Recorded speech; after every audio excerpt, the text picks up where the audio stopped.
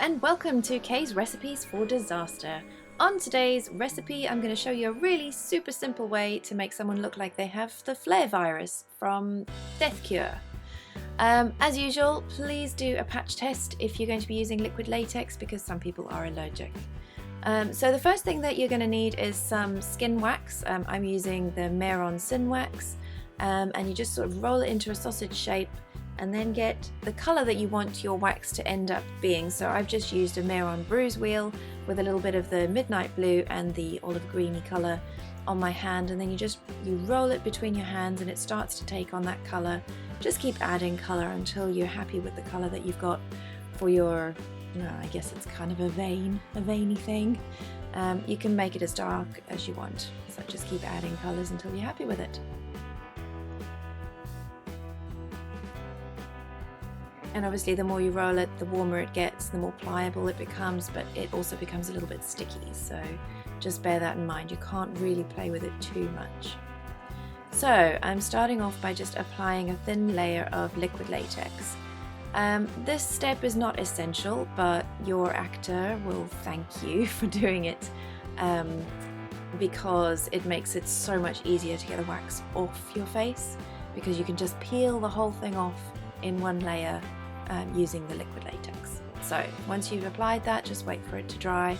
It dries nice and clear. Then I just added a bit of a foundation powder just to take away the shine and to make it so that it would be easier to apply different colours to it. Using the Maron bruise wheel, I've gone for a really kind of sickly yellowy, sort of yellow and green underneath, because as you'll see in the movie, well, if you've seen the films, or the film, that it's quite infected but in a really unnatural kind of way. So the yellow and green helps with that, and just a bit of red as well for the inflammation. The purple is pretty good to put around the eye and under the eye as well, just to make the person look like they really are very unwell. And then you can just start to apply your pre-rolled veins. I used a starting point that I knew would be covered up by Ruben's glasses, because you don't want your veins to just suddenly appear out of nowhere.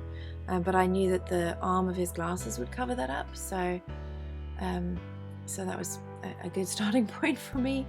And then I just used the back of a spoon with a bit of Vaseline just to press the edges against his skin so that it would stick down. But to be fair, the wax is really kind of sticky, so you don't necessarily have to do this step.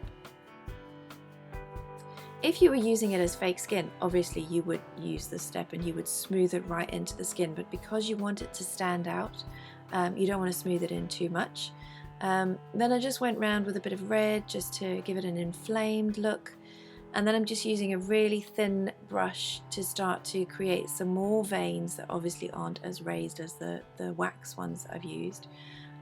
So I've made the colours quite dark, but then I sort of went over it with my finger just to smudge it in a bit, because actually you want it to appear like it's coming through the skin rather than sitting on top of the skin.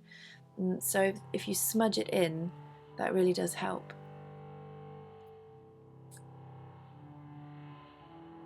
Quite a lot of them around the eye. As I said, this is a really quick and very simple way to do this. I wouldn't say that it's the most realistic looking way. If you're up close at the person, it doesn't look realistic at all, but from a distance on camera, it actually looks quite effective. And there you go, there's the finished product.